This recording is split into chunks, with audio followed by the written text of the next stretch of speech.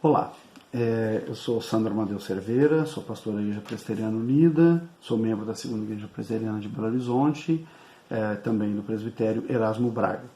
Eu tenho formação em teologia, em Bíblia e também na área de História, sou formado em História pela UFMG com mestrado e doutorado em Ciência Política também nessa universidade. Já faz algum tempo, talvez justamente por conta dessa minha trajetória e da minha formação, eu venho pensando em propor algumas reflexões de alguns textos bíblicos onde a dimensão política ela aparece com mais força. E por acreditar que é muito importante pensarmos a dimensão política para refletir sobre a nossa própria espiritualidade, né? Por acreditar que essas duas coisas estão conectadas e é muito importante que a gente faça uma reflexão cuidadosa sobre como esse tema aparece nas Escrituras, eu me propus a fazer alguns vídeos, fazer algumas reflexões sobre algumas passagens onde isso acontece. Para começar, eu vou fazer uma reflexão de uma história, a partir de uma história bastante conhecida, que é a história de Davi, o adultério de Davi com Batseba e a consequente depois a repreensão que ele recebe do profeta Natan. Uma história muito famosa, aparece em muitos filmes, aparece em novelas, aparece em livros, né? E em geral, até porque nós costumamos olhar para os textos bíblicos, para as histórias bíblicas com os olhos do nosso tempo, com muita ênfase na dimensão romântica desse pecado de Davi e depois a própria consequência disso, né, que é o fato de que o próprio rei Salomão, que será um rei, né, talvez os mais famosos da monarquia judaica, um rei extremamente famoso, é filho de Batseba, o Betsabeia, conforme diz a Bíblia de Jerusalém. Para fazer essas reflexões, eu quero fazer um alerta. Assim, eu não estou fazendo um trabalho acadêmico aqui, não tenho pretensão de fazer nada mais do que uma modesta reflexão. Então eu vou usar um método bastante simples, vou ler o texto bíblico, vou ir parando e fazendo algumas reflexões, voltando em outros textos, como é o meu estilo, a partir desses, né, fazendo interrupções para fazer as reflexões que me propõem. Bom, a história de Davi com Batseba, a principal fonte, né, a fonte que nós temos é o segundo livro de Samuel, os capítulos 11 e capítulo 12. Eu vou também fazer uma leitura de um breve trecho do primeiro livro de Samuel, para ajudar a clarear uma questão que eu acho importante para pensar essa história. Bom, eu vou começar lendo então o texto bíblico e depois vou parando para fazer as reflexões. O texto bíblico, então, segundo livro de Samuel, capítulo 11, ele diz assim: no retorno do ano, na época em que os reis costumam fazer a guerra, Davi enviou Joabe, e com ele a sua guarda e todo Israel, e eles massacraram os amonitas e sitiaram Rabá. Mas Davi ficou em Jerusalém. Bom, esse contexto ele é importante para a gente ter clareza do que nós estamos falando e por que eu quero insistir que esse é um texto onde a questão política ela é central, né? E a questão romântica, eu vou chamar assim, a questão do adultério em si, ela está num segundo plano, ligada à questão mais macro. Quem é o rei Davi? O rei Davi é, na verdade, o segundo rei, segundo a narrativa bíblica, dos judeus, logo depois de Saul. E o que nós temos tanto com Saul como com Davi? Nós temos a instauração da monarquia judaica. Essa monarquia, ela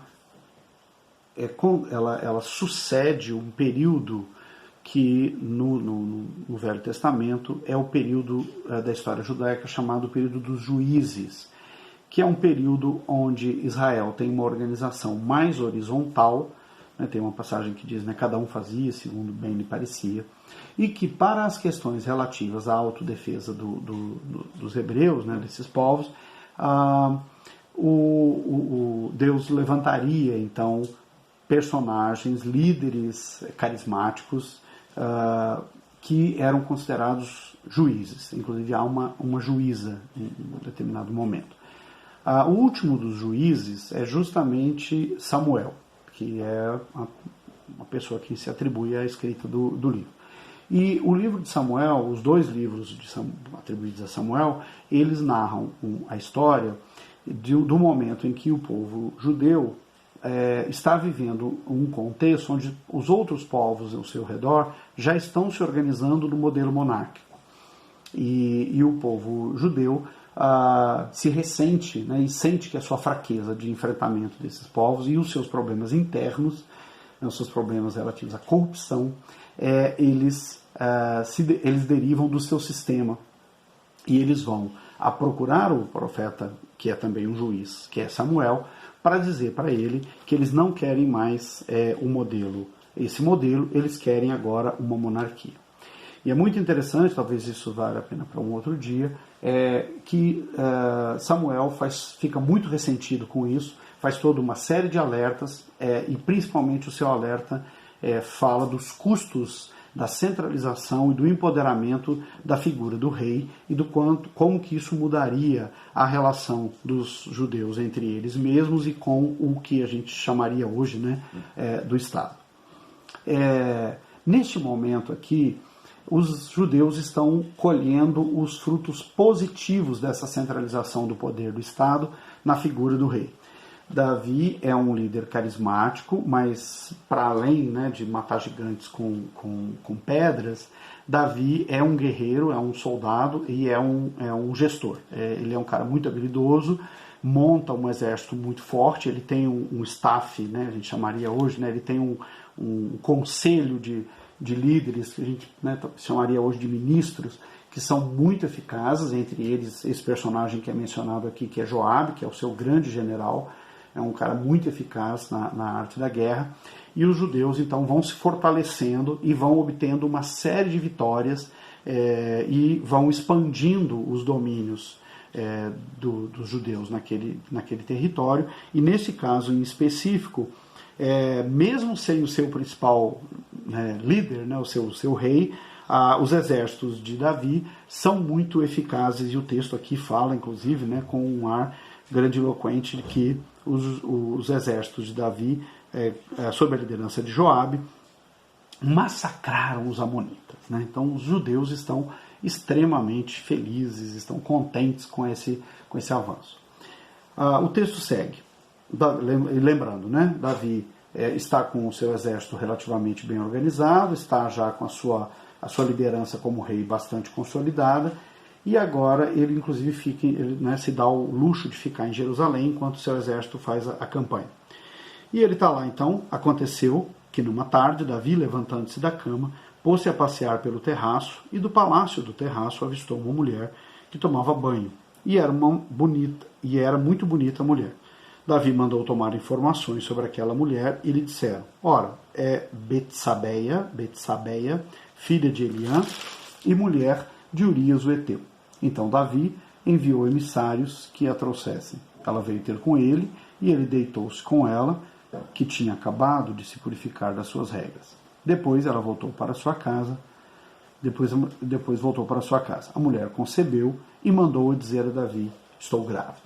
Bom, aqui é a história o início da história do romance, né? Davi está lá em cima do terraço do palácio, vê essa mulher muito bonita, se interessa por ela, manda chamá-la. Em geral, esse texto é lido sempre como uma grande crítica à questão do adultério, né, das relações extraconjugais, por nós que somos ocidentais e que vivemos num mundo monogâmico. Não é o caso de Davi. Davi é um rei oriental, ele tem muitas mulheres, ele tem muitas concubinas. Essa não é a questão, né? A dimensão do desejo aqui, obviamente, está colocada, mas a crítica que o texto está fazendo aqui, que o texto vai fazer, e a crítica que o profeta vai fazer a Davi, não passa tanto por aí, né? Não é uma questão de um pecado individual, de um pecado individualizado. O fato é que ela é engravida, e aí Davi sabe que essa mulher que é casada, então, e aí é uma coisa importante lembrar, que ainda que os reis hebreus fossem reis orientais e, portanto, tivessem muito poder de maneira parecida com os demais povos da região, esse poder era limitado pela legislação, pela Torá, né, pelo livro sagrado, pela tradição religiosa. Ainda que fosse feito, né, uma concessão aí para a poligamia absolutamente expandida, que os reis judaicos, né, vão fazer também, a ideia de que você se apropriar da mulher de outro homem era algo considerado bastante grave. E não é uma questão como nós faríamos contemporaneamente. É porque ele está se apropriando de algo que é de outro homem, no caso aqui de Urias, o heteu. E por que o heteu, né? Não é judeu? Né? Aqui nós temos duas possibilidades de interpretação. Esse Urias é um migrante, ele está morando em Jerusalém porque ele migrou, abandonando lá esse povo vizinho para viver entre os judeus, ou ele é do grupo de mercenários que trabalham também para o exército judaico. Esses exércitos desse período, eles são exércitos, né, em geral a gente pensa nos exércitos contemporâneos, mas são muito diferentes e eles têm uma quantidade grande de mercenários também. Bem, de qualquer forma, o texto continua. Né? Então Davi mandou uma mensagem a Joabe: envia-me Urias, o heteu, e Joabe enviou Urias a Davi. Quando Urias chegou, Davi indagou dele como ia Joabe e o exército e a guerra. Depois, Davi disse a Urias: desce à tua casa, lava os teus pés. Urias saiu do palácio e depois recebeu um presente da mesa do rei. Mas Urias dormiu à porta do palácio, com todos os guardas do seu senhor, e não foi para sua casa. Informaram disso a Davi. Urias, disseram-lhe, não desceu à sua casa. Davi perguntou a Urias: não chegaste de viagem? Por que não desceste à tua casa? Urias respondeu a Davi: a arca, Israel e Judá habitam em tendas, e meu chefe Joabe e a guarda do meu senhor acampam no campo raso. Irei eu à minha casa para comer e beber e deitar-me com minha mulher? Tão certo como Yahvé vive, como tu próprio vives, eu não faria tal coisa. Então Davi disse a Urias: fica hoje ainda aqui e amanhã te despedirei. Urias ficou ainda aquele dia em Jerusalém. No dia seguinte, Davi o convidou a comer e beber em sua presença e o embriagou. À tarde, Urias saiu e deitou-se à sua cama, no mesmo lugar em que dormiam os guardas do seu senhor, e não desceu à sua casa. Davi monta um estratagema que é trazer Urias, para que Urias fosse para casa, dormisse com sua mulher e a gravidez de Batseba ficasse explicada e não tivesse maiores problemas. Né? Encobriria ali o seu pecado. A questão é que Urias é um soldado, né, com uma ideia de honra, né, da caserna, um soldado bastante dedicado, e ele decide que não, né, ele até vai a Jerusalém, obedece o rei, é recebido, janta lá e tal, mas ele não vai para sua casa e, portanto, a estratégia de Davi não funciona. Davi não desiste de ocultar esse ocorrido, e aí ele, no dia seguinte, faz o que nós vamos ler. Na manhã seguinte, Davi escreveu uma carta a Joabe e a remeteu por intermédio de Urias. Escreveu ele na carta: coloca Urias no ponto mais perigoso da batalha e retirem-se, deixando-o só para que seja ferido e venha a morrer. Joabe, que sitiava a cidade, pôs Urias num lugar onde ele sabia estarem os guerreiros mais valentes. Os que defendiam a cidade saíram para atacar a Joabe e morreram alguns do exército da guarda de Davi, e Urias, o heteu, morreu também. Joabe mandou a Davi um relatório sobre os pormenores da batalha e deu esta ordem ao mensageiro: quando tiveres acabado de contar ao rei todos os pormenores da batalha, se o rei se enfurecer e perguntar por que vos aproximaste da cidade para lutar, não sabias que iriam atirar do alto das muralhas? Quem matou Abimeleque, o filho de Jerobaal? Não foi uma mulher que ele atirou uma pedra de moinho do alto da muralha e ele morreu em Tebes? Por que vos aproximaste da muralha? Então dirás: o teu servo Urias, o heteu, morreu também. Bom, a história vai se complicando. Davi tenta a primeira estratégia, que é trazer Urias. Urias, em virtude da sua honradez militar e da lealdade aos seus companheiros, né, não vai para casa. E Davi, então, decide resolver o problema matando Urias. Não vai matá-lo individualmente, diretamente, ele não precisa disso, ele manda uma carta pelo próprio Urias para o general em campo, que é Joabe, que é um soldado extremamente leal, é um general extremamente leal a Davi, com ordens para colocar Urias na frente de batalha, no lugar mais perigoso, e se retirar, deixando que Urias morresse. Isso acontece assim, e quando os soldados mandam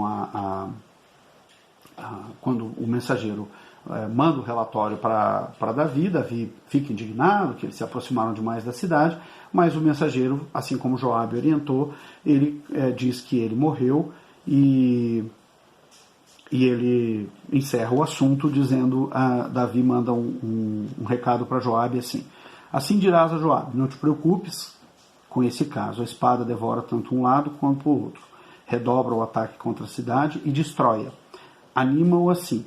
Logo que a mulher de Urias soube que o seu esposo Urias morrera, ficou de luto por seu esposo. Terminados os dias de luto, Davi mandou buscá-la, levou para sua casa e a tomou por mulher, e ela lhe deu um filho. Mas a ação que Davi praticara desagradou a Yahvé. A questão que eu acho que é importante pensar aqui do ponto de vista que é um olhar político, né, é por que essa ação desagradou a Yahvé? Né? Porque Davi cometeu um adultério? Não, ok, o texto bíblico está, né, os 10 mandamentos dizem lá, não adulterarás. Mas tem mais aí. E o que aparece a mais, nós vamos ver no capítulo 12, quando o profeta que fala em nome de Yahvé vai confrontar Davi. No capítulo 12, do mesmo livro, segundo o livro de Samuel, ele diz assim: Yahvé mandou o profeta Natã falar com Davi. Ele entrou e lhe disse: havia 2 homens na mesma cidade, um rico e outro pobre. O rico possuía ovelhas e vacas em grande número. O pobre nada tinha senão uma ovelha, só uma pequena ovelha que lhe havia comprado. Ele a criara e ela cresceu com ele e com seus filhos. Ela comeu do seu pão, bebeu do seu copo, dormindo no seu colo, era como sua filha. Um hóspede veio à casa do homem rico, que não quis tirar uma das suas ovelhas ou das suas vacas para servir ao viajante que o visitava. Ele tomou a ovelha do homem pobre e a preparou para sua visita. Davi encolerizou-se contra esse homem e disse a Natã: tão certo como Yahvé vive, quem fez isso é digno de morte. Devolverá 4 vezes o valor da ovelha por ter cometido tal ato e não ter tido piedade. Natã disse a Davi: esse homem és tu. Assim diz Yahvé, Deus de Israel: eu te ungi rei de Israel, eu te salvei das mãos de Saul, eu te dei a casa do teu senhor, coloquei nos teus braços as mulheres do teu senhor, eu te dei a casa de Israel e de Judá. Se isso não fosse suficiente, eu te daria qualquer outra coisa. Por que desprezaste Yahvé e fizeste o que lhe desagrada? Tu feriste a espada Urias o Heteu, sua mulher tomaste-a por mulher, e a ele mataste pela espada dos amonitas. Agora a espada não mais se apartará da tua casa, e portanto me apresentaste, porquanto me desprezaste e tomaste a mulher de Urias o Heteu, para que ela se tornasse tua mulher. Esse texto ele vai a profecia vai nos apontar na comparação a questão que eu quero chamar a atenção. Desde lá do momento em que a monarquia é instaurada, Samuel já havia avisado sobre essa questão da centralização do poder nas mãos do rei. E neste texto aparece também, e é muito interessante que Davi fica muito indignado com o abuso do personagem fictício, que na verdade é ele mesmo, que é um rico que decide tomar a única ovelhinha que um homem tinha e matá-la para fazer um churrasco para uma visita que ele recebe. Qual é a questão política envolvida nesse texto? Né? Por que o ato de Davi, para além da questão do adultério, ele é particularmente perverso? Ele é particularmente perverso porque ele é a demonstração clara daquilo que Samuel, o próprio autor, né, do livro, já havia apontado, que dos riscos e dos problemas da centralização do poder. E eu acrescentaria aqui do próprio processo econômico de concentração de riqueza, porque as duas coisas aparecem na história, uma na forma de ficção, mas nós estamos falando do mesmo tipo de perversidade, do mesmo tipo de falta de piedade. Qual que é a falta de piedade? O abuso que o personagem fictício comete, que é o abuso do poder econômico. Um homem que tem tudo, que tem uma riqueza absurda, vive ao lado de um homem que não tem nada, de uma pessoa que só tem uma ovelhinha. E, não bastando essa concentração de renda, esse homem que tudo tem, ele ainda abusa do seu poder e toma aquilo que é desse homem pobre e tão afetivo aí com essa ovelhinha. E no caso concreto, né, isso vira metáfora do abuso do poder político. Né? O que Davi representa nesse caso?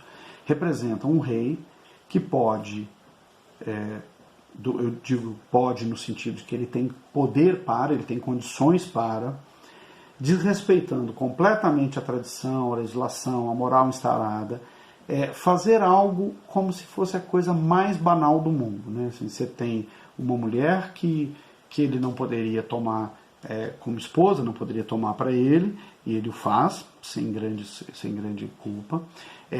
Uma vez que isso é descoberto e ele sabe que isso vai trazer problemas para ele, ele decide assassinar uma pessoa, e ele efetivamente faz esse assassinato através de uma estratagema dentro do próprio campo de batalha. Ele mata uma pessoa, Davi é um assassino, né? Ele mata Urias deliberadamente, friamente, calculadamente.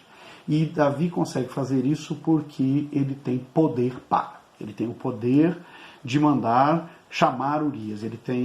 Primeiro, ele tem o poder de mandar chamar Batseba, ele tem o poder de mandar chamar Urias, ele tem o poder, se Urias não faz o que ele quer para esconder o que permite esconder a história dele, ele tem o poder de mandar uma carta pelo próprio Urias. Olha o nível de sordidez da ação de Davi.